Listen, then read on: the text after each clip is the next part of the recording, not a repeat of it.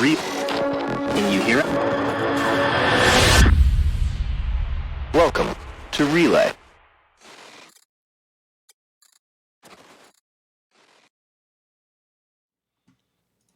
Yes. Hello, everyone.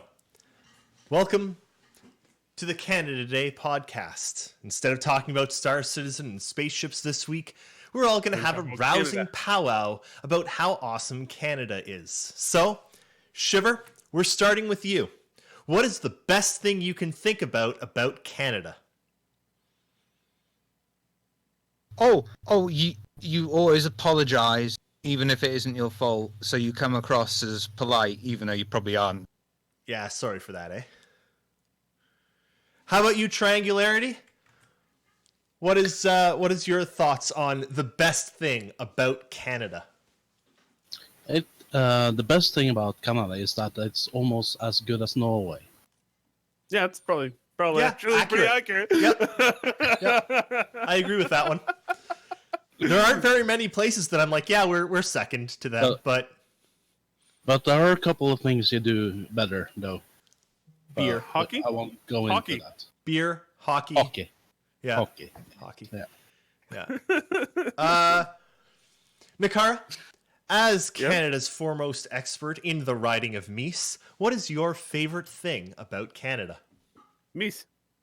Excellent. Yeah. Yeah. That's well, to everyone in chat, what is your favorite part about Canada? Apparently, Canada doesn't exist. Personally, I think my favorite part about Canada, one of them anyway, is some of the names of places in Newfoundland.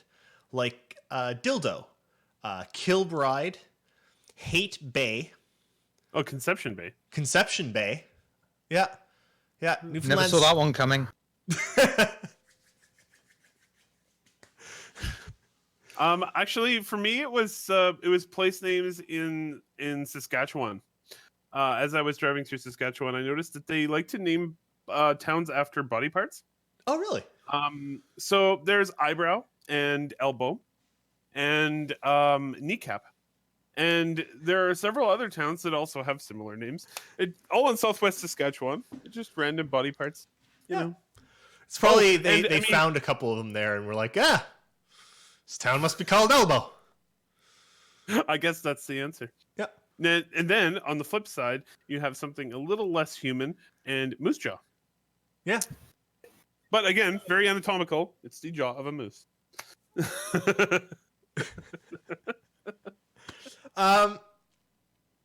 Yeah. So Canada Day is Monday, so I thought I'd say, hey. Two of us here are Canadian. Two of us here are almost Canadian. Mm-hmm. Norway's Triangularity cold by way of Norway's cold and Britain's like old Canada. It's exactly. So Triangularity's like us with the cold, and Shiver's British, and we used to be British, so he's kind of like our grandfather. Yeah. So since kind of the Vikings were in UK and plundered and is quite high, but I can actually be the grandfather of Shiva than the grandfather of the Canadian. I like it. I have a question that only you could answer about Viking. What's the difference between plundering and pillaging? Do you really want to know? Yeah. Well, pillaging is that you take everything and burn everything afterwards. Plundering, that was pillaging. Plundering is that you just take everything. Oh, okay, so Well, you wouldn't burn it. Why wouldn't you burn it on the way out? It's just there. Because if you burn it on the way out, when you come back the next year, there's nothing left. If you just plunder and leave, you can come back, get more they've rebuilt, and you can plunder again. Because You're the talking British about are farming. stupid. And the British will continue rebuilding in the same place if you don't burn their towns down. Did I get it right, Triangularity? Yep. Yes! Probably one of my favorite factoids that I heard when I was in Iceland was that they're like, well, we've done recent genetic studies of like Icelandic people and where they came from originally. And they're like, we expected most of them came from Norway. And they're like, well, kind of. About 70% of the men came from Norway, but only about 30% of the women. Basically, what they did was they went from Norway to Ireland, stole all the women, and then went to Iceland. Most of the women there were Irish, not. Were they stolen, or was there some sort of deal struck there? Yeah, you can take my wife, and I'll have some of your ale in exchange. This sounds fair to me. That's. Do you want the mother-in-law as well? I'll throw her in for free. It's a pretty convincing. That's why it was called Dublin. Dublin the offer. It's pretty convincing when you're negotiating with an axe in your hand. You know, you just sort of like, you know, I'll give you this cup of beer for your wife, and here's my hat. All right. Oh. Why, thank you.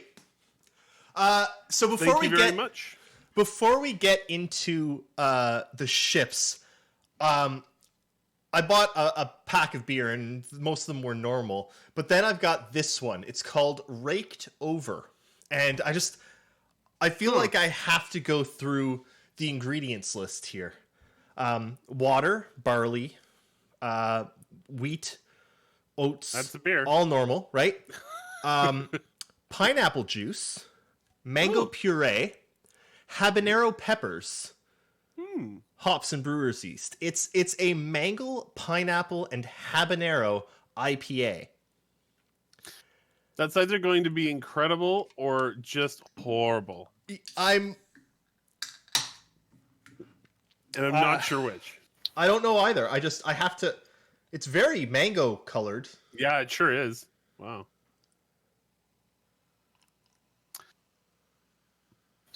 My curiosity is piqued.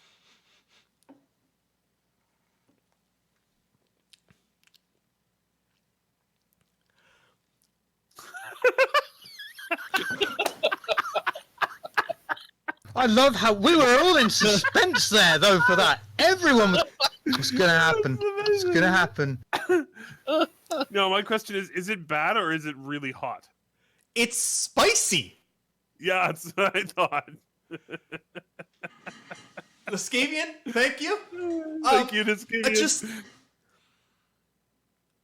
You should keep going. Erris. Oh, thank you, Miles. Jeez. Thanks, Miles.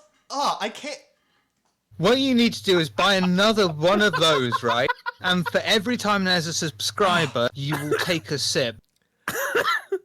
Oh god.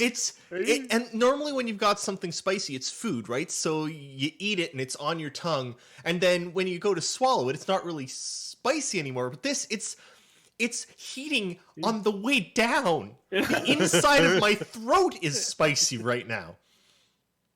And you still have an entire beer to finish. Oh, man. I'm sorry. Okay. Right. Why are we here? Star Citizen. Yes, it is Star Citizen. Yes, that is our topic. So before we get into the good things that happened this week, I want to talk about something because it's me. Oh God. Thank you very much, Niscavian. Wait, does that mean I have to drink the beer? That was the idea, yes. Chug. Wait, who signed me up for this? You have to chug as much as you can.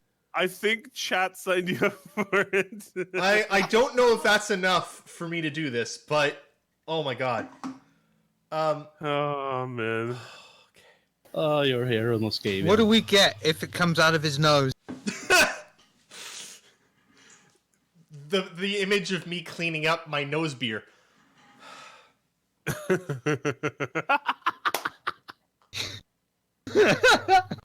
No one told you have to wave at the same time.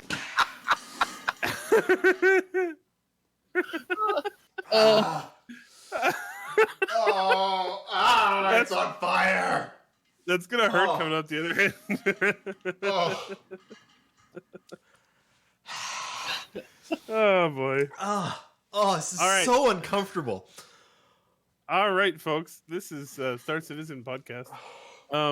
So shall we move on to show and tell there, David? Oh no. Oh my god. Oh, thank you, Versa.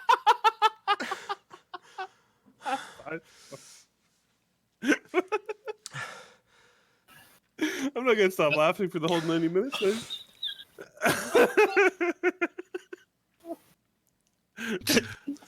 The worst part is he did it to himself.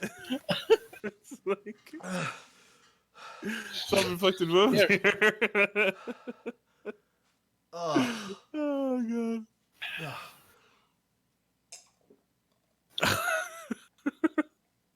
That's as much as I can Okay. do in one go. Oh my god. Oh, that hurt. Oh no. Oh. So if you're not here next week, we have to assume that you're dead or in the emergency room or something. Oh my god. That killed me. Oh. Oh my god. So if you're ever going to give Erris a bear in a bar, choose that brand. Oh my This god. is what happens when you put habanero in a beer. Oh man. Worth it? Holy hell. I don't think I've ever had anything this bad. Oh my god. You should write to them. This is the worst Oh. beer I've ever had in my entire life. I mean, if it weren't for chat, I could have just stopped drinking it. Bastards. Okay, Star Citizen. So, what are we today? We're the 29th. How many days are there in whatever month it is that we're in? 30. So, tomorrow is the 30th. Monday is a holiday in Canada. I don't believe it's a holiday in the States, though. So, I don't Monday think so. is the next quarter. Yep. Do you guys think that the patch is making it out of Evocati and to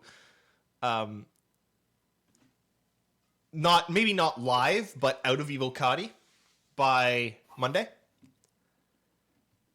Maybe. Maybe. No. I'm gonna give it a maybe. No. So if they are not, it's in Evocati. Does Evocati count as making their quarterly deadline? No, I think they missed this one, but that's not terrible. No, that's what I want to discuss. Like, is Evocati enough to meet their deadline, or have they missed their deadline? They missed this one, in my opinion. Okay. I mean, they Do you could guys still. agree?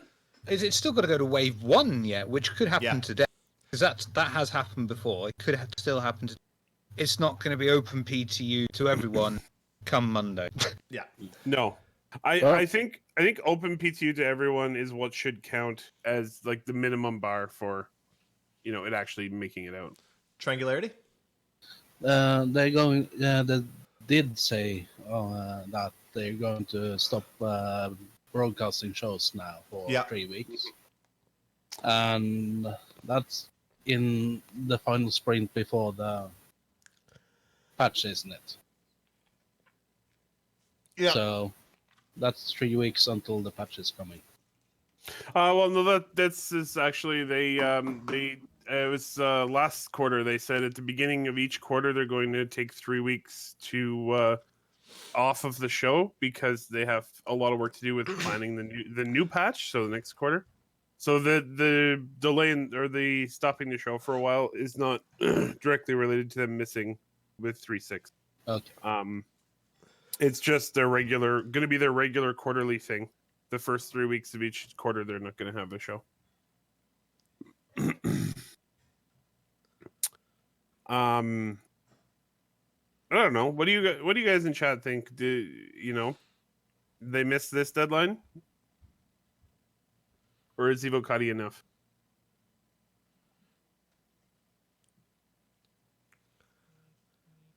I see Firefly saying they missed it. Yeah, I would agree. I think they missed it. I think it's unfortunate that they missed it. Disco in the video this week was waxing eloquent about how it's better for the patches and everything, which it probably is, but this still counts as a missed deadline, which is kind of what these were supposed to try and do. They'd cut things from the patch to make sure that the patch got out on time. Now they've already cut a lot from this patch. Mm-hmm. And it's missed, right? Yep. So and yeah, like even if you look at the roadmap right now, they're only they're not 100% complete from the roadmap. Yep. They're 88% complete. Now, Fire M is right. Like it's 1 week. Do any of us really care? No. Not this time. If it was, they've been bang on for months, and this is the first time. Yeah, I'd say, oh well. I hope that they can use this time to get back on track, though. But yeah. So yeah, I wanted to start with that. Sorry, I'm in some distress here. Oh man. That was a distressing experience. Oh, just like if they hadn't added the habanero peppers, it would have been really good. I'm confused as to why they added heat. So Hot dead. like, have any of you? Well, I mean, actually, the title of the beer is very accurate. You have been raked over the coals. Yes. Yeah. But yeah. Anyway. Can you imagine somebody who actually buys that every day to drink, though? No. Like... No, I can't. I cannot. So let's go over and look at what they did show off this week. Apparently, the bot's dead. Oh, crud. My apologies. The bot will be alive in a moment. Excellent. So they talked about AI a fair bit this week. They went through it really, really simply. Like, they didn't add a lot of detail, which is unfortunate because AI is one of those things that I really want to know more about how they're making it look good. Mm-hmm. But, sorry. They talked about wanting to make improvements to the shopkeep and to like FPS combat AI and ship AI. So I thought this stuff was all missing this patch.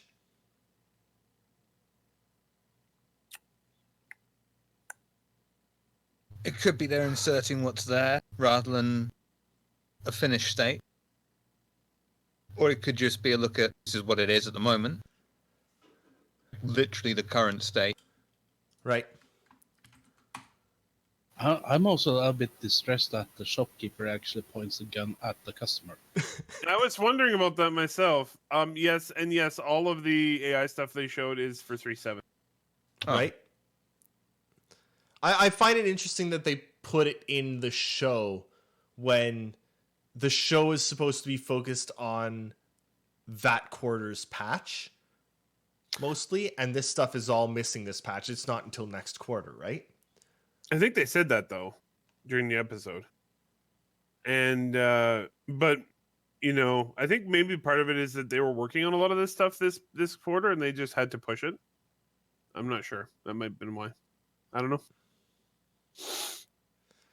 Or maybe they were just like, well, if we don't show this, then we don't have anything to show this week. It was intended to be there. They could have just planned with that in mind that it was intended to be in the patch. It's not in this patch. We haven't got anything else. Fuck it. Right. Triangularity, do you like what you're seeing in what they're working on here? Or? Oh. That's the final show before a patch. No, it's not. I don't think it's good enough. I feel that they tried to hype a bit with what they did show, especially with interviews with the crew. That was with the musical and all that stuff. But now, to be honest, it's another. I think it's something they might have just said that they need to show this before the end of this quarter, so they don't need they have more stuff the next quarter to show. Right. I like that they are working with it. I want it to be good anyway. So. I like the improvements to this. At least I think they're improvements to this NPC from Squadron. I think they showed him to us because we saw him last time around in Squadron. Yeah. So, Shiver, what do you think of the combat AI, the running of the? I like. It's lovely, isn't it? That was like, do you remember the big hold up with the models with the Duke system and stuff? Yeah. And now we've got this All coming in there. there. It looks lovely, doesn't it? It looks lovely. It looked beautiful. It looks So smooth. much better. You can still kind of see some hitches when they're going from one like thing to another, but it looks really good. Like it genuinely does look good. It looks like the character actually has weight, which is an impressive thing to actually pull off. I like that one before we scene switched, where he just hid behind the box. Had this genuine feel of twat. This one, I and you can see there's a hitch there, but I like how he's like, "Oh shit!" and runs around behind the thing. Great. I like that. But even their cornering is really cool. Well, you can see them have to slow down and like shift the momentum in the corners, and I think that's really, really good on the animation side. They worked on that for so many years to get that right, and it looks great. And I mean, we're not even that like that stuff is really at this point that stuff is for Squadron. Yeah, that's why they're doing it, and it's just cool because that's what it looks like now, and we're realistically probably at least 18 months from even beta. So, I think they're on the right track. Where is it? Here we So, go. what did you like about? What do you think about the NPC shopkeeper here pointing the weapon at people? I don't have a problem with it. Clearly, it's not loaded. He knows what he's doing. Yeah, threatening the customer. Or I mean, not. Where does he customer, point it at case. them?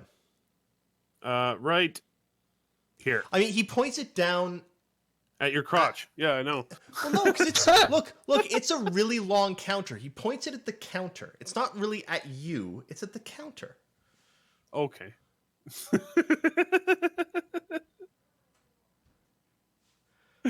All right. So that was a good shot. Let's start. What do we have next in here? Ship AI. So it sounds like they've been doing some work on ship AI. What do you think of that triangularity? The idea of like they're trying to sort of spread out the ships so that they target things different and they can like orbit. And... The strafing is going to be a nightmare because it means I probably won't be able to blow anything up anymore. I really like that. That they are working on it. That's how they showcase it with that little video, because I think you can see that the AI trying to strafe a bit and trying to position it better. I think it looks quite natural. How they fly. I think it looks quite nice, and I can't wait to see that. Yeah, I really like. I think this view is really cool too, where they actually show what each of the NPC AI are doing. So like they're on approach, and then they switch to flyby, decoupled, and then they switch to like strafing, and then I liked the this one here where it's they switch to breakaway, and you can see him like start the break and try and get away and start evasive maneuvers. I really like that. It seems to me like one of the things that Chris really talked about a long time ago was like the idea that every single NPC has their own standards, right? Mm-hmm. I mean, we're playing a video game, we don't care. But in real life, if you're driving along and someone starts shooting at your car, the second someone starts doing that, you're probably immediately on to, oh, fuck this, I'm out. Mm-hmm. Right? And but I mean, none of us are American. And if we were American, the first response is probably reach into your glove compartment and pull out your Glock and start, you've got some tolerance before you're fuck this, I'm out.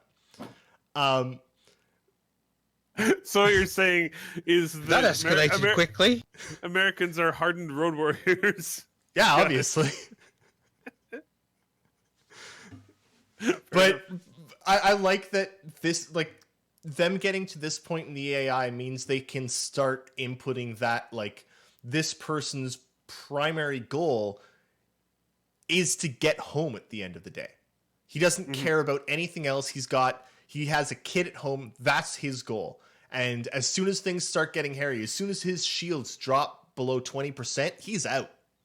Right? Because he doesn't care about the score. Hit the quick drive. I'm out, or quantum drive. I'm out of here. I kind of like that this gets us a little bit closer to that. What do you think, Shiv?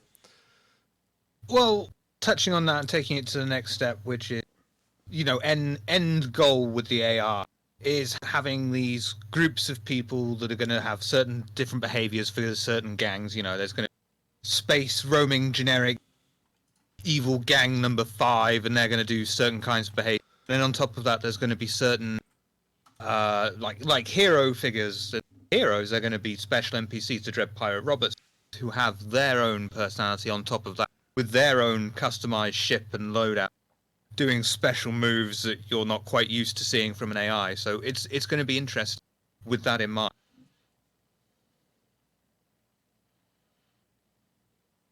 Yeah.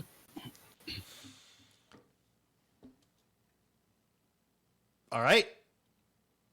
Anyone else in chat have any thoughts about ship flight AI? Anything that we were missing? Probably loads we missed. I mean, there's probably a ton that we missed, but I mean, one of the things with AI is getting it right. They could overbalance it quite easily and have it so AI are just too hard. They could also have it so AI are just too easy. It's getting that sweet spot where they're difficult, they're interesting, they've got the potential to kill you.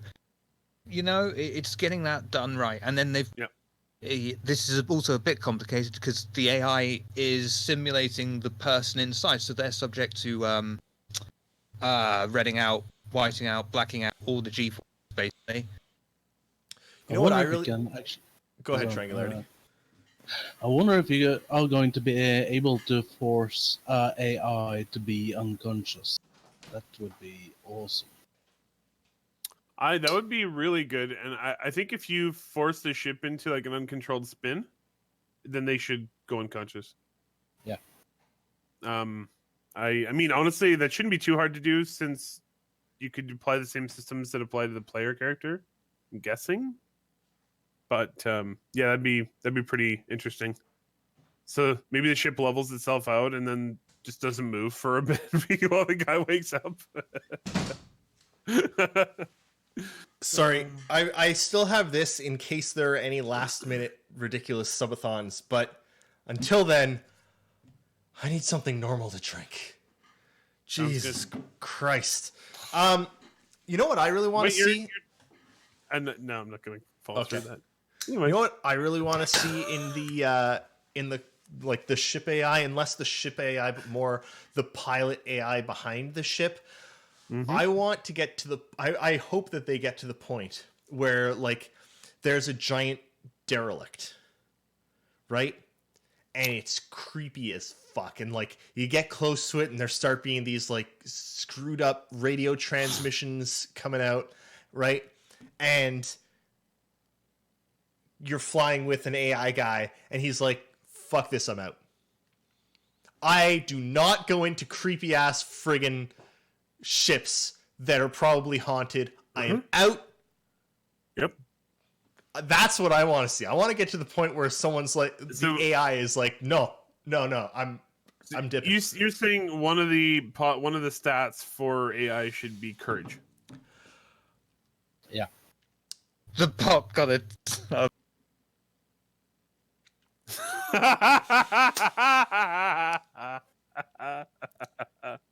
Deservedly so. Thank you, Cascadia. You should think that he has learned before this that he shouldn't drink unknown beer on stream because this might happen. Now, question I have about the AI is, what if there is a vulnerability to their personality that you can exploit? Do they learn from? Can they learn from that? Can they start learning different ways to get out of being tricked into whiting out? That would be a good question, and I don't have an answer to that. I think a learning AI would be really cool, but I'm not sure if it's beyond the scope. I wonder if they are actually going to be able to see, let's say, drunken behavior amongst the AI, or drug-influenced driving or something like that. Piloting, sorry. Someone crashing their ship after tasting beer with habaneros in it.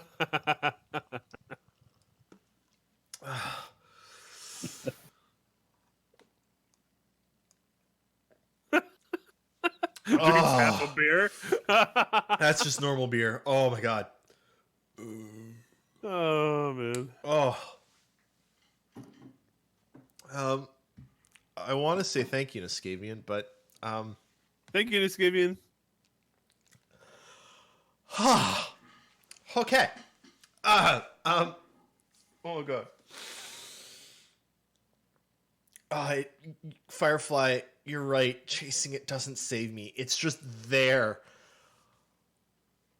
Oh my god. Well, at least now you know what it feels like if your neck's on fire. Oh damn it.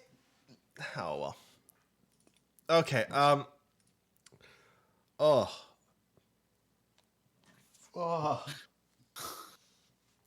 Now every time I burp a little bit, it's just this habanero spice coming up, and Don't burp. I can't help it. Okay. Oh my god. So they showed us some other stuff coming to 3.6, like that's on screen right now that I was really interested in, like the Chop Shop Salvage Yard. Mostly what they talked about was the law system, right? They talked about how the law system coming is going to start changing things up and start. I mean, their claim, at least, and this is something I want to talk to you guys about. Their claim is that the coming online of the law system is going to start kind of coalescing all the different variant gameplays together. It's going to start coalescing everything into something that matters now. Do you think that that's going to happen? Like with the law system, are we going to start seeing the gameplay come together? Baby steps. Yes, it will help. No, it's not the cure-all to make everything fall into place. I think the cure-all to make everything fall into place is the professions. Boy, It's a step forward, a huge step forward that other things will be able to take advantage of, plug into later down the line, so we start to see. This is it's starting to take form, but Triangularity, do you think it's starting to take form? Do you think we're still a long ways out? What do you think? Oh, it's definitely starting to take form. I really like how they do this stuff. So I just how can I say this? I feel that's what they're giving us right now with the laws and everything they're going to give us in this patch. It will start to come alive. Yeah. Getting closer and closer into something that's really playable, and that's good. It's going in the right direction, definitely. I have to say, I really love that clip from that outpost with the junkyard and the solar panels and stuff. It's really cool. One of the things they said is that they're now able to significantly increase the profitability of drug smuggling. Yeah, because there's also a much higher risk. So that's going to be interesting to watch. Now, we don't have video of it, but one of the things they talked about is how the ship buying and ship renting is now going to be a big thing. So yeah, they're going to have ship kiosks now where you can like go through the list of instead of just like buying the ship there in front of you, they'll have a list of all the manufacturers' ships with the prices and everything. Oh, also, I will say one thing that was really cool is the entering a ship and immediately joining that ship's comms channel. Yeah, it's a great idea. That's cool. Great idea. I like that. Oh, and FOIP and VoIP are both enabled by default now. Yeah. So all that's pretty cool. What else did I have? So we got one more video here. No one really wants to watch this though. It's pretty crappy. They're working on another ship. No one likes it. It's a terrible ship. Yeah, I'll stop this. We can go back over to the standard table. No one cares about my bubble-shaped aquarium built into the wall. Where is Livingstone going to live? Livingstone? The name of the fish. I love that you know the name of the fish. I didn't even know the name of the fish. What do you guys think of the Carrack? They showed off very, very little. All they showed is the captain's quarters. But do you feel like super early captain's quarters? Do you feel like it's living up to the Carrack aesthetic? Yep. Nope. Triangularity? Nope. No. They lack the mahogany table for the captain's table. There's no mahogany. That's a fail. That is a good point. Customizable op. So now, how much of a fail is this? Do you think is it an F or they get maybe a D minus? Do you think it's a melt your Carrack? There's no mahogany captain's table. I would say refund the Carrack. Yeah. Refund. Yeah. Definitely no mahogany captain's table. Time, everyone. It's time for mass refunds of the Carrack. It does have ensuite bath. It does. It's funny because the bathroom is actually bigger than the bedroom. Yeah, I was kind of laughing at that. It's pretty good. It's a large bathroom, and it seems like there's a lot of wasted space in that bathroom also. There's no reason for that toilet to be on the wall where it is. It should actually be directly across from the shower. Then you could move everything sidewise. And you can talk to the person in the shower when you're on the toilet. Well, yeah. Why don't they just put the toilet in the shower? It's actually a good question, Shiver. You have the toilet that disappears into the floor when you want to shower, right? But it's all the same plumbing system. So you're having a shower. You only need one set of plumbing that way. Shiver looks skeptical. It's perfect. Flawless. I think there are some flaws to your flawless. There are no flaws. You should talk to the engineer first. Oh, man. Yeah, it looks like a cool room. That sink is huge. Yes, it would take massive. About a year to fill that sink with water. And I didn't see a spot for toilet paper, but maybe I just miss it. And that's all. 3 shelves on the wall. Toilets in the future have some interesting features, David. They're just giant bidets. Yeah. Never used one of those. They're not very popular here in North America, though I understand that they're all the rage over in the Europes and the Japans. I have one actually. Really? Mm-hmm. Huh. Impressive. I'm very Doesn't, civilized, does he, though. Five?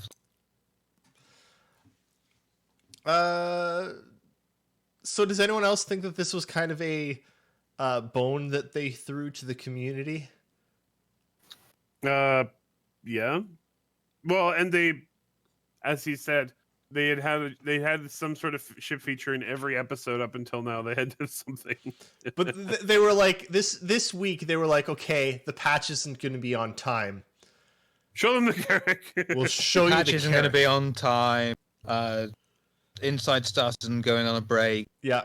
Well, Have that some we knew Carrick. about. Do you think there was? Let them eat carrot cake.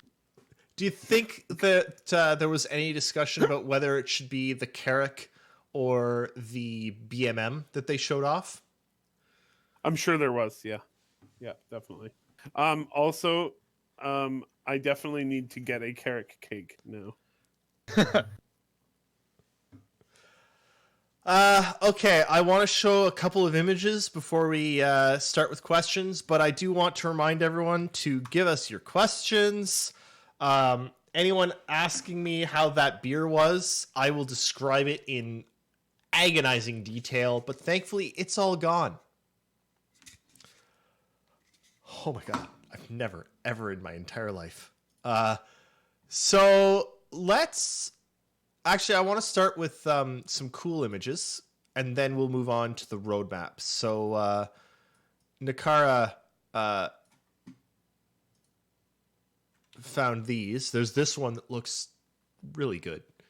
That is an image by Yul KK from Reddit, and that is the shot from Grimhex, and it is amazing. Beautiful shot. I'm noticing that, and again, I say this probably just about every week, but one of the best things that Star Citizen does is its graphics right now, and that very well could be a movie still from a new Star Wars. Yep. Like the Any lighting, other sci-fi movie. the walls, there's just stuff going on. There's so much stuff, right? Mm-hmm. Yeah. And then there's this one that I think Triangularity you mentioned while we were talking before starting. What's this one, Triangularity? Just a small weapon for the new. Just a small weapon. What size is just a this? small. I don't know. That's a size 6. Size 6. That is. I'll pull it up. Just give me a second here. I can tell you what that one was. That is. It's It's not. Grab level it and use it as a handgun. Yeah, I liked that idea. That is the size 6 attrition repeater. I'd also like to see a couple of Freaking those huge. mounted broadside in a caterpillar. Right? Like some pirates show up to your caterpillar and you just open up those doors and there's just a couple of those in each bay and just start the broadsides. Bam, bam, bam. And then I would only accept that if it like very rapidly pushes the caterpillar sideways. Oh, it get better. We're going backwards, or it's not backwards. It's that way. It should actually be available for quick maneuvering. Like you're about to hit an asteroid and you're like, quick, fire the repeaters to move out. Anyway, yeah. Okay, so let's talk roadmap. Okay. Let's talk roadmap. Let me Wow. fit it. So it's 3.6. Oh, Oh boy. that gun should be optional for the mech suits. Oh, Yes. that would be lovely. Yeah, shoulder mounted, gigantic size 6 repeaters. Yeah. Okay, so 3.6. 2 things moved up to done. What do we have that's not done? Black market economy, Shield systems tech replacement, weapon attachments. distribution and ecosystem improvements. So 4 things not quite done yet. 2 things were finished this week. The Warden and one that haven't even started. Performance optimization has not even begun. Yeah, it's not great. Patch. And there are 2 things that moved to 3.6.x, ship rentals and the 890. Those moved a couple weeks ago. Yeah. They moved out because they knew they weren't going to get there. And at the same time, 3.7 has only gone down. Yep. They added more tasks to the rest stop and to the NPC bartender. 3.8 went up 3% because they made some improvements, significant progress on New Babbage, it looks like, and the Carrick. Sorry, I'm looking through these. I mean, ship to ship docking, that's cool. Docking is going to be amazing. But because once you get that, you get boarding and all that other amazing gameplay. Player status system in 3.8, is that going to be like reviving players and such? Just a moment, I'll look. Cool. Because NPC healing's in there. I actually have the roadmap open right now. Oh, salvage. Is anyone else here excited for salvage? Yes. Bits of it. And I don't even have a freaking salvage ship, and I'm excited for salvage. It's okay. I'm going to need people to help me in the reclaimer. Or that. It will that be was nice to have some bits and bobs of it. Yes, I have to agree. Yeah. So, player status system. The player status tracks the various well-being attributes of the character, including health, stamina, and oxygen levels. This will be expanded to include thirst, hunger, rest, inebriation, hygiene, and temperature. These values will have knock-on effects for player stamina and ability, and can be used by the AI behaviors to make intelligent decisions based on their own condition or the condition of others. So basically, if you stink, everyone will run away from you. All right. But that would definitely have huge impacts for the entire game, because once you have all of that information about every NPC and player character in the game, there's a lot of game systems that can be built on those things. Yeah. So, 3.6 is good. 3.7 should be quite fun, actually. Refueling, fuel scooping, repair and refuel, restock kiosks. I really, really hope they can keep their refueling in there. Yeah. Get that Starfarer doing its job. Yeah. But I think now Starfarer owners will tank them later. 3.8. Oh god. Yeah. 3.8 is starting to look like the big patch of the year. I mean, look at all the Microtech, New Babbage, The Hull C, the Three Carrick, Moons, the Hull C, the Carrick, the Prowler, security, salvage, healing, close combat, status. Oh, Comes also- due around Christmas time. Microtech, and New Babbage. That's and the 3 Microtech moons. 3.8 might be big. But I'm going to call out one of remind everybody something one of our good friends says. The Astropub says there is no God patch. Yep. Nothing. There'll never be a patch that will solve all of our problems. It never happens. It's not about it being a God patch. It's about it being a good patch. Oh God. You might need to make that a little bigger. You might have to go outside the window. So quickly, anything from Squadron 42? Yeah, lots actually. So a couple things to note here. First of all, if you look at Q2, only one of the chapter segment or chapter like checkpoints is actually complete for all of them. Yeah. So I think they're a little behind there. And also they had to move out the basilisk armor for the advocacy, the gunner character, and death animation improvements. The death animation improvements are also in the other roadmap. They got moved out, I think, a week ago or so. And then they got moved in. And they've been moved into Q3. Yeah. Yeah. And one thing I was talking about with these guys before the show started, it's becoming blatantly obvious that they're going to have to delay Squadron, because if you look at how much they accomplished in Q1 and Q2 and how much there is in Q3 and Q4, there simply is no way to achieve that much work. I think you're looking at probably a fairly near-term delay of at least 6 months to their current schedule. What do you think about that? Triangularity? Would you agree? I have to agree on that. And I'm not sure if it's because they haven't been able to recruit more people, or if they are just taking the time doing everything proper before moving on to the next task. It might be a mix of it, but to be honest, I don't have a problem with that anymore. It's going to be later than expected, so it's all right.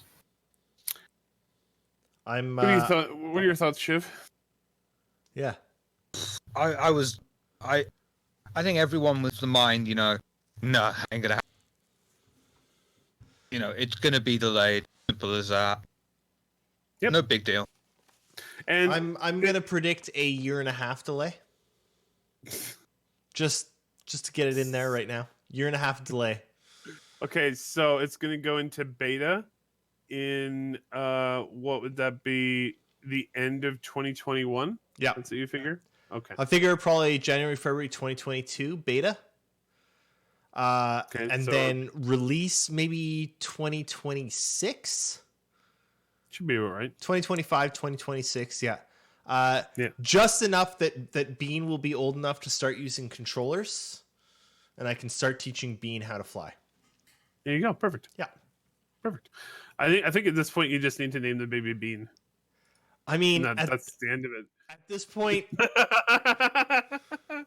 this point, Bean is probably what its nickname is going to be for a significant amount of time. Or just name the baby Ben. And no, I don't like Ben. Right? It's so close to Bean, though. We are still stuck at Lincoln for a boy and Riley for a girl, and I'm trying to get Lincoln for a girl as well, because I think Lincoln is a great boy or girl name. I actually think that'd be a great girl's name, but right? I might be alone. Why are you going to name your child LinkedIn? Oh. Shiver. It's been really fun having you as part of Relay. I've really enjoyed your contributions. I don't know how I can do this without you, but I'm going to. You're fired. Again? Yeah. That's like I haven't fired anyone in a couple of years, actually. Yeah, it's been a while. Before that, it was pretty much constant. Oh, it was daily. Okay. Let's get to. Oh God, I'm just looking at the questions document now. Oh crap. Okay, here we go. We better get our asses in. Captain Penis asks, "Why are pants so expensive in Star Citizen? They've got twice the fabric of shorts." Cargo usually is quite expensive. Great. Captain Penis also. Oh wait, do you have something, Nakara? No, I got nothing. Okay, triangularity. Anything? There's nothing. No. No. Try to come up with something clever, and my brain just isn't working. That's okay. Captain Penis also asks, any word on in-game bank loans or other financing options for ships? I thought this was actually a really good question. I believe that Chris answered this recently and said yes, that there would be financing for ships. Obviously, it's just as much of a problem as it is in real life. Got to make sure you can actually afford to pay the payments. Hey, who here has ever bought a car in cash? Yeah, I have. Who here has also bought a car by financing it?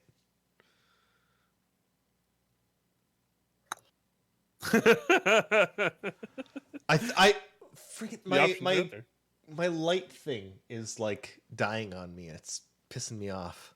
I kind of noticed it's getting dark in there. Well, it's like half of it is turning on, and then I think it gets too hot and it turns off. I'm just gonna turn it off. You get to see half of me. I'm Two-Face.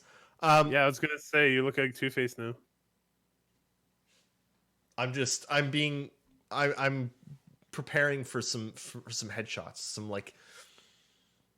There you go. Perfect. Look at that. Yeah.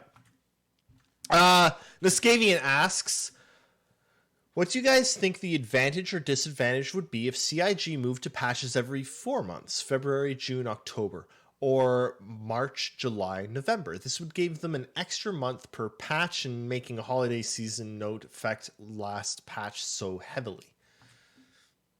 Sorry, I Englished that one. And the last patch wouldn't be affected by the holiday season so heavily. That's better. You mind if I take first crack at this? Fare thee well, Nakara. I think that you can change the patch schedule to whatever you want it to be, as long as it's regular. It doesn't matter. I honestly don't think there's a big advantage of moving to 3 patches a year over 4. And I think the disadvantage of having less regular content is probably bigger, because one of the things they talked about is they would like to keep this 3-month schedule like right through release and on into the future. So I think that they would really like to get used to the rhythm of 3 months. But I don't know. What do you guys think? Triangularity thoughts? It's if they can't to change it into a 3 patches a year. They can do it. I'm not that against it, but if they do that, that can be dangerous, because if they find out that is quite hard to be able to finish the patches 3 times a year, they will be looking to the solution of postponing it for 2 patches a year, and that will be that's the wrong direction of thought. So I would say that keep the 4 patches a year, even though they have little to release little, and go on to the next stuff. What do you think, Shiver? Yeah, just keeping it regular as long as there's something coming out. But I think at this point, the time for that gone. If they were going to do it every 4 months, they should have done it at the very start. Now they should be doing it a month. I think even if they went to 3 patches a month, they'd still be missing stuff. Things would 3 still patches slip. a month. Sorry, 3 patches a year. They'd still be missing stuff. Things would still slip. And even worse, it would be harder for them to keep our attention. A patch every 3 months is already... Okay, guys, we're going to talk about the same thing for the next 3 months. And I feel like if they extended that to 4, it would honestly just make things a bit worse. And also, we've seen, honestly, even now, we have there's this ongoing sort of meta joke on Reddit, but it's very true. You still get, like, at the beginning of the second month-ish after a patch, people start to get restless again. And we've seen what happens to the community when it's been a long time since a patch. So, yeah. I think making them less regular or less common would be probably a step backwards. The worst times this community has are when there are more than 4 or 5 months between patches. Mm-hmm. Even if the patches are small. For people what was that big gap was like 9 months? Oh God. I think that was 2017. Yeah. There are, like Firefly said, 9 or 10 months. There are 4 types of Star Citizen people. People who don't know anything about Star Citizen. people who are interested in Star Citizen or not interested in Star Citizen, but aren't really following it too much. Then there's the people like us that follow it probably, honestly, too much for our own health. But we follow it. And then there's the tiny finger of these crazy motherfuckers that play it all the fucking time, and they are fucking nuts, and I love every single one of them because they do something that I could never do, which is play Star Citizen all the fucking time. Yep. The patching is for them. Because they need something to keep them going, and they need the updates to keep them going, and it's really important, because otherwise the game would shrivel and die, because we don't really matter too much in the grand scheme of things, but they do. That's how I think of it anyway. And I don't care if anyone disagrees with me, because I'm moving on to the next question, because Bryce Arena asks, do you think that CI is Cloud Imperium? I hate this. It's CIG. I can't. It's CIG. I don't care if they change their name. Just call him CIG. CIG. Do you think that CIG is painting a false picture when they show these smooth NPC AI animations and behaviors when that doesn't really reflect how they act and animate in the game currently? No. Well, they've already said that the reason they act and animate the way they do currently in the game is because of the servers, and they can't handle the NPCs yet, which is why they've basically not done a lot of updates to the NPCs in the game very much. I think what they're showing is what they have on the AI side once the servers can handle what they have. So you can basically think of what they're showing you as what you would see in Squadron, rather than in Star Citizen right now. Does that make sense? Yes. Yes. Ashley asks, so I'm gonna throw this one to Triangularity. Do you expect an admiral on a capital ship to have special communications and targeting options from their bridge to give commands to fighter squadrons and other big ships? I'd say, why not have the usual kind of line of order? If Admiral have people under them, he should give orders to them, then they can relay that orders out to the pilots. So he already has it some way, and I would expect that he will have that everywhere he is on the ship, as long as he's on the ship. So is that answering the question? Yeah. Mm-hmm. I would imagine, sort of like you're saying, like an admiral would, let's say an admiral's on a ship behind the lines and there's a bunch of ships on the front of the lines. The admiral's like, okay, you two ships, you're going to focus here. You're going to focus here. You're going to focus here. Then the captains of each of those ships will be able to say, okay, let's focus main weapons on that. And then let's sub-delegate other like main weapons there, but the right side of our ship isn't facing them, so let's sub-delegate the right side to cover something else. Or like, so there will be one person in charge who can delegate major tasks, and then captains will be able. Go ahead. No, go ahead. No, go ahead. Go ahead. Sorry. Captains will be able to take those major tasks and then deal with them and also sub-delegate other stuff that they need to do. Yeah. And then I think so, and that's where, like, because they specifically mentioned fighters in the question, I think that's where the admiral would give instructions to the captains. The captains would give orders to the fighter pilots. Yes. I think that's how it would go.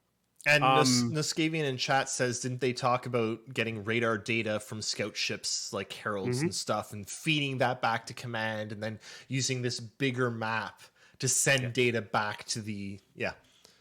They did say that they expect to have like a big overview tactical map for like the executive officers, which would be amazing. It really would. I love this next question. And I'm going to start it with Shiver. So, the Carrick is overrated. An asker after my own heart asks, Do you want to see CIG/Crytek settle, or do you want CIG to take Crytek down in court? They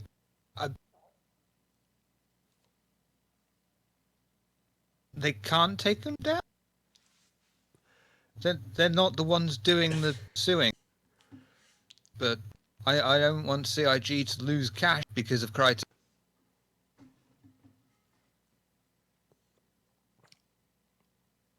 I think the answer is whatever CIG has to do to not lose money, that's what they should do. If they should go, I don't think they should countersue for defamation or anything, because there's not really a defamation case. No money there. But they can drag that out until the company doesn't exist. They're still paying for the court case, and they get. All they should do is say, we will sign off on a cease of, like, we'll stop it if you guys pay our legal fees. Right? All CIG needs to do is go after their legal fees. Stop what, though? As long as, That's the question. Stop the damn court CIG case. shouldn't be out of pocket because Crytek did this. Yeah. Yep. Yeah. Okay, Niskavian asks, I believe I remember hearing talk regarding shields changing. In the future, we'll be able to layer shields, like a strong, slow charge inner shield and a weaker, faster charging outer shield, if we have 2 or more shields. What are Relay's thoughts on this, or did I imagine this? I mean, I'm sort of in the same. I think I remember that too. With if you have multiple shield generators, I think you can have different types. But I don't really remember the details. It was a while ago. I do know that the shields are actually changing with this patch, to a degree, because we have the 3.6 has Pilot B says they talked about it on Pillar. The pillars. The Pillar Talk. Yeah. The Pillar Talk show. Yeah. Last week. I'll have to go and check that again. I actually watched it, and that's probably what I'm remembering it from. I think that's correct. So what 3.6 is bringing is shield systems tech replacement. It says replacement of the legacy shield setup system with the new signed distance field tech to allow for the future implementation of more dynamic, form-fitting visuals and effects, as well as performance for collision. So there is some work being done on shields. I do believe that is the case, that you'll be able to layer shields and have like if you have multiple shield generators. That's my understanding, is you can have different ones that do different things. And hopefully you can mitigate even more that way. Here's my question. How many ships have multiple shield generators? The Vanguard does for sure, because it has multiple everything. Yes. But other than the Vanguard, it's not until you get up to, like, I think the bigger ships do. Yeah. I'm not sure about any of the smaller. I think the Redeemer was supposed to, but we haven't seen the Redeemer in ages. Oh, actually, you know what? I'm gonna run with this. That would actually be a really, really interesting, like, gameplay thing for shield engineers. If there were, let's say you've got an Idris, large ship, you've got 4 different shield generators, and you've decided to go with one really strong, hard shield generator that has really slow recharge. And you've got 3 that are faster recharge. And part of your gameplay as a shield tech is to actually decide which face. Like, we're heading straight into battle. I am putting the hard shield to front because it's going to take the most damage, and I'm going to focus my weaker shields around the rest of the ship because they'll take little hits and recharge faster. Or then we're going broadside, so I need to move it to the left, the hard shield on the front. Well, like, I don't know if that makes any sense. It does. It definitely does, and I would be very curious to see if they go into that kind of depth. I hope they do. They probably need that for the larger capital class ships. That's my thought. The smaller ships are probably going too fast to be able to have that kind of gameplay. Yeah. But for some of the larger ships, that would give a lot more to those shield engineer techs to do, right? Oh my god. Noskavian asks, Erris, how did the beer taste? I hope you enjoyed it and had fun drinking and dancing. Bless you. Thank you. Have you ever imagined what sulfur from the ninth pit of hell tastes like? Because it's like they took sulfur, bottled it, and then I drank it. It was like on the first sniff, it was like, oh, this is pleasing. And then I tasted it, and it was like, oh, this is literally ripping my insides apart, and I think I am about to die. And then I finished drinking it, and then it's not that it was incredibly spicy, right? Like, it's not that this was like a death wing or something, right? That you eat, and then you're like, my mouth is on fire. It's worse. Because at least when you eat a wing like that, your mouth is on fire, right? But it's just your mouth. It doesn't continue down to the entirety of your esophagus.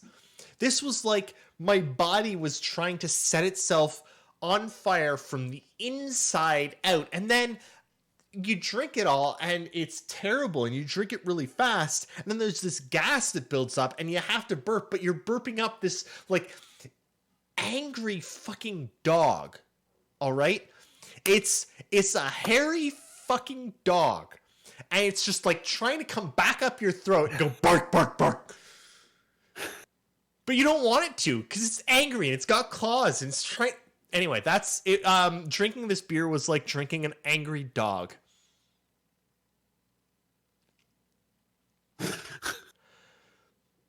Sounds like you're furious. Yes. But thank you, Noskavian, for forcing me to drink it all. Okay, Firefly asks, why doesn't Senpai notice me? I notice you. Next question. Ashley asks, do you think we'll get a prospector-sized repair ship anytime soon? I freaking hope so. I would hope so. The you know what I'd love to see? It's not in game, is it? The other repair ship, the come on, brain. Vulcan. Nope, that's a salvage ship. Oh, the one with the bay. Yeah. And it's the What bridge is it called? spin. Oh, the Crucible. Crucible. The Crucible. We Thank cut you, at the chap. exact same moment. The Crucible. Yeah. The Crucible's pretty big though. I would hope to see a smaller repair ship. I was kind of hoping to see something based on the Argo, because I think it would be cool to have a whole bunch of like Argo-sized ones like swarming around your ship and repairing it. Like worker bee. Exactly. I don't know. I'm not sure. I definitely think there'll be something that size for repair. Something between the Argo and Prospector size, somewhere in that range. But when, I'm not really sure.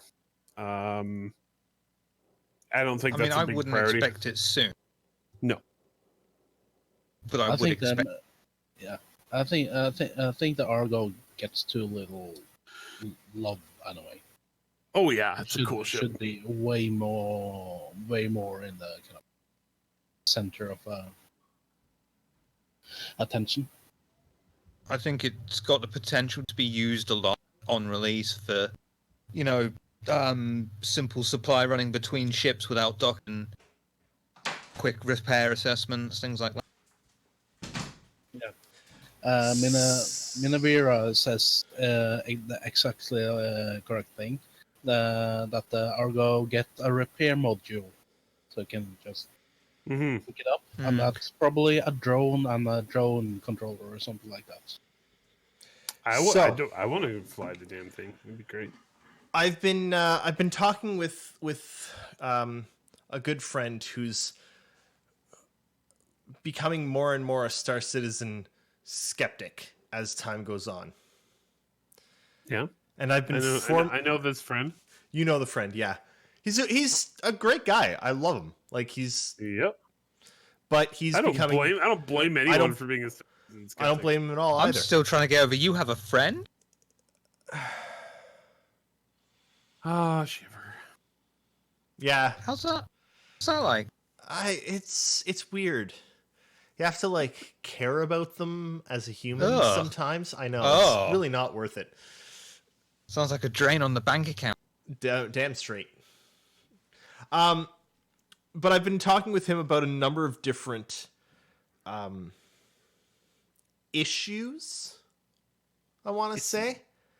And I think that that's one of them. And I'm trying to save these for when the time is right to talk about them. But I think that this is when we should talk about the ships, in that for a long time there was this idea that lots of the ships would be modular, that an Aurora could do cargo, it could do repair, it could do salvage, it could do anything. And that's kind of, I mean, that's years ago now. But one of the things we were sold on was the fact that just about any ship could do anything. It might not be able to do it well, but it could. And I doubt it's going to happen, because honestly, CIG makes most of their money on more and more ships.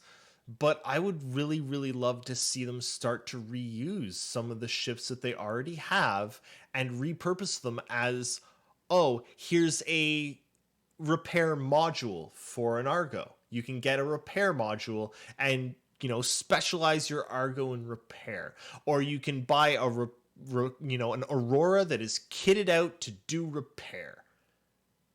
Like, yeah, go ahead.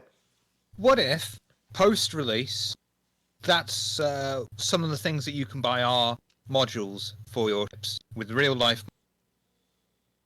How would you feel about that? I'd be fine with it, but I want to know that they're still going to do it. I want to know where modularity went, because quite frankly, I'm really worried about the Endeavor. They've already talked about it. They They've reinforced still said it's a thing. modularity like a week ago. But Yeah. they're all different ships. They're all different know, models of specialized ships. They're specialized ships, yeah. But And like, you still need a choice within the specialization. but Endeavor you can can do, like, be, no, uh, because they started with like the Retaliator that had bays that would swap out, and they still haven't updated us on what other Retaliator bays there will be. Like Wild Volus Prime says, Retaliator modules have been MIA for years. Well, part of that is that there's no purpose for Sure, Right. there is. like what, I don't know. right? One that drops mines. I mean, there's a habitation one, there's the bombing one. Like we can come up with them, but they aren't there, and they're gone. And like, when I They're think not of, gone though. but where are they? They're not. They're done not yet. needed for squadron, I assume. None of the modules are really done. I would really love some feedback on whether or not modularity is like.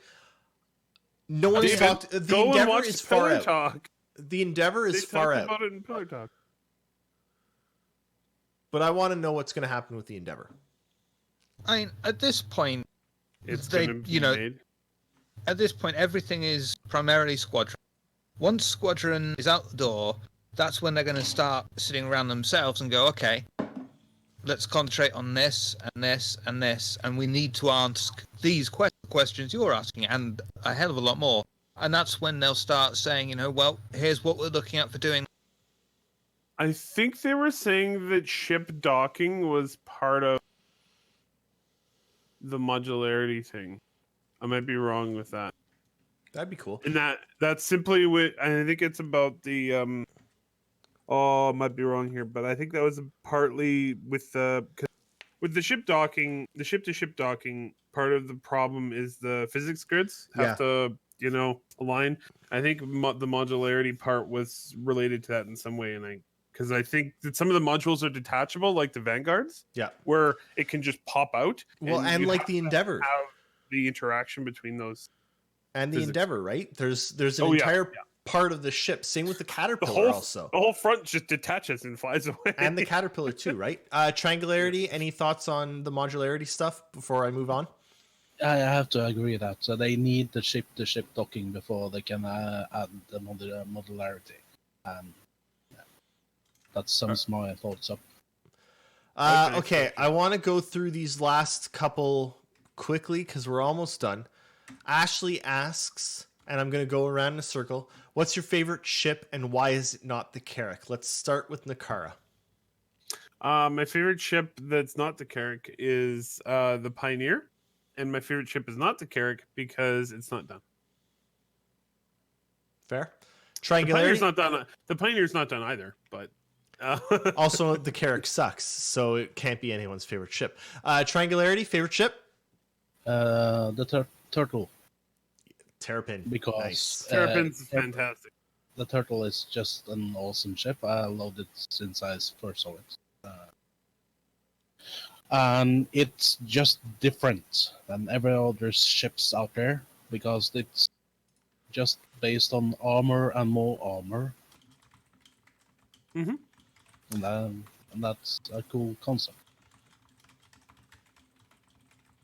Shiver? Ship that I'll never fly ever is the Pegasus, and ship that I'm going to fly is Polaris.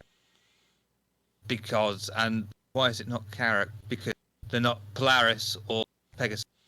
It's Polaris. You're cutting out a little bit. We missed the Polaris part, but Polaris! Polaris!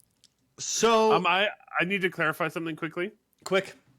The reason I love the Pioneer is how many different game systems it enables in the game, and builds on. Which is my question, because why are you wrong? Because that's what the Endeavor is. The Endeavor is all of the different gameplay in one ship. Yeah. Which is why the Endeavor is also the perfect ship, which is also why it is not my favorite ship, because as the perfect ship, it can't be your favorite. Everything... We as humans like things that are slightly imperfect. It's why like beauty marks were so popular for so long, and that's why the perfect ship is actually the Reclaimer. The Reclaimer. What's that? What's wrong with the Reclaimer then? What's the beauty mark on the Reclaimer? It's slightly asymmetrical. It's shit in a dogfight. It doesn't need a dogfight, it rams. Also, it's not going to be good in dogfights until they get that claw working and it can grab friggin' ships out of the sky and throw them into the sun. That would be lovely. Firefly 212. Or wait, no. Firefly 212 asks, when you pee that beer out later, is it going to burn? I sure as fuck hope not. Ashley asks, what is the largest size weapon we can realistically expect on power armor? Probably size 1. I'd say size 3. I'd say you could get like a specialized power armor that's only job is to carry one size 2 or size 3 weapon. Shoulder mount. Well, I'm going to say size 2 then. Triangularity? What are you going to say? I think size doesn't matter. Oh. Super Big Connie Fanboy asks, how excited are you for the Connie Taurus in 2020 patch 3.9? And do you think it's worth the wait? I don't. The Connie is the 5th worst ship in the game. Like he has a 5th worst ship. That's impressive. Well, hang on. Of course I have a 5th worst ship. I'm just double checking that the Connie was in fact my 5th. No, sorry. The 5th was the Hornet. The Connie is 3rd. I haven't updated this in a while, but here you are. The Connie is actually the 3rd worst ship in Star Citizen. It's horribly ugly. It looks like it has a Neanderthal forehead and just these weird spindly arms. It's like trying to swim, but it can't. And it's That's gonna drown. me you're thinking of. Yes.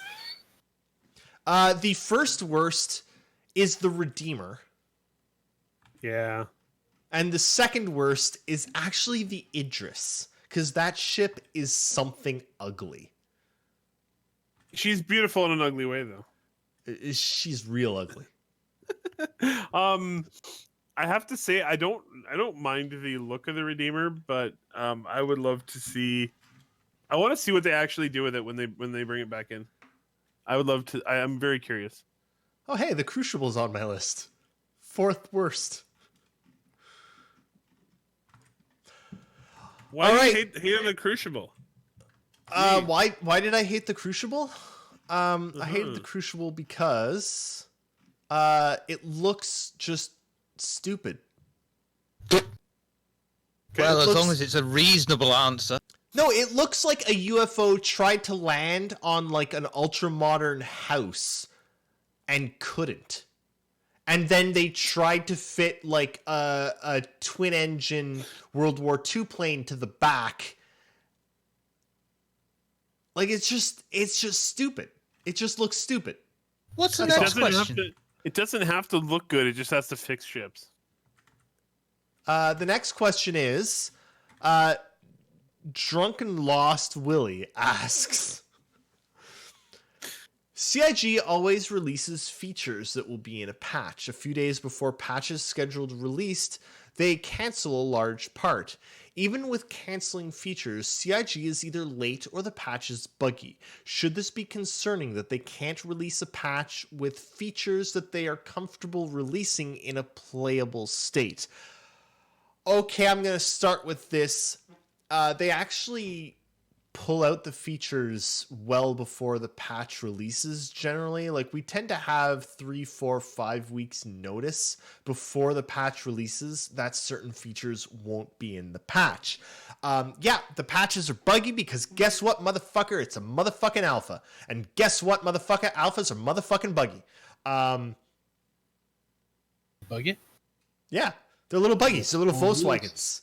They drive along. They're shitty and That's super fun to drive. We got Samuel L. Erris over here. Get these motherfucking bugs off my motherfucking plane.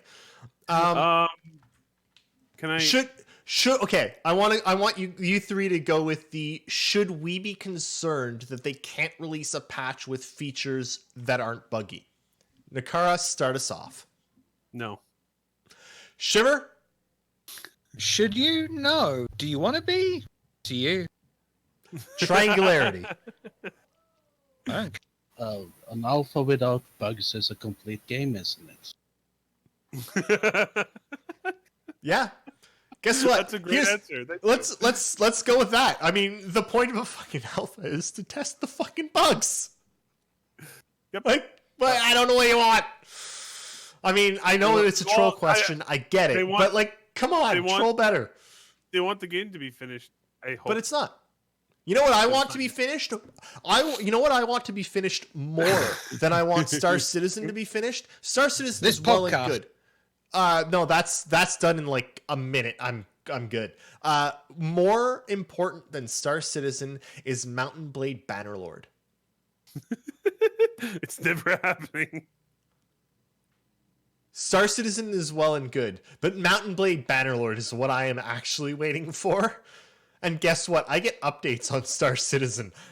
No one knows anything about Bannerlord. The game was announced in 2012, and as of 2019, Bannerlord is still in development. It does not have a confirmed release date. Guess what? They're the same bloody thing. But you know what? Troll away on Star Citizen all you want. Here's the thing. Games take longer to make now if you want to make them good. So there we go. I love that. I love this line on Wikipedia. Tail Worlds confirmed that they intend to have a closed beta for Bannerlord at some point in the future. However, no information was given on when the beta might be. Anyone who doesn't know what Bannerlord is, go play Mountain Blade. It's old. It's just broken as fuck, but it's such a good game, and I cannot wait for Bannerlord. Next week, I'm not here. But either Nakara or Shiver or possibly Jake will be taking charge and talking to you all about how Bannerlord is the most important game to come out in the next 50 years of our lives. Can I just... You keep saying Bloodlines 2 incorrect. I thought he was saying Cyberpunk 2077. I don't know. Cyberpunk's going to be ass. Well, there will be asses in it. They've actually promised asses. Yes, fair. Triangularity, any last words before we head out? I need stronger boost. Does anyone can help me with this? Because this is... I will buy and send you a can of Raked Over that you can drink next time you're on this cast. Okay. Oh, let us know, anyone who's watching this, if they're going to you're locked Citizen in now, Combat. David. Because what were you gonna ask there? Citizen Con. Who's going to Citizen Con? I'm gonna try. Shiver's going. I can't. His hand's not on there. Triangularity's going. I unfortunately am not going. I really, really wanted to go this year. I really, really wanted to bring Mrs. Erris with me, but then you did something to her, and it's yeah. There's this thing coming along. It's only going to be like a couple weeks old by Citizen Con time, and I can't leave. And I'm genuinely gonna miss it. But I hope everyone that is going has a damn spanking good time. You can sit here on the podcast and cover Citizen Con and have a screaming baby in your lap. It'd be great. I'm gonna have Bean with me, and Bean is gonna see her first starships. And then she's gonna scream and scream. And we're not going to be able to hear Chris Roberts because Bean is just going to scream. This is a confirmed she, or are you just referring to she? We actually just switch up what we refer to her as. It's actually where the name Bean came from. It was neutrogendered. So fair enough. We're like under 100 days until Bean. Yep. I'm gonna have a baby. Guys, I'm gonna have a baby. I think this podcast just got longer. We need to talk David down. Thank you everyone for being on. Thank you so much to all of you complete and utter wankers for subscribing and making me drink this. You guys are awesome. Goddamn fire. I put live coals down my throat. Because of you. Still not the worst thing you've put down your throat. Not even remotely. Triangularity, thanks so much for being on such short notice. Nakara, thank you for being the Moose King. Happy Canada Day. Shiver. To everyone, happy Canada Day. Happy Canada Day is Monday. Until Monday, you must act like a Canadian in all things. Apologize for everything. Thank everyone for everything. And be the best damn person that you can. Play hockey, ride meese, drink beer, and have a damn good time of it. So long. Thanks for all the shoes, and we'll see you in the verse.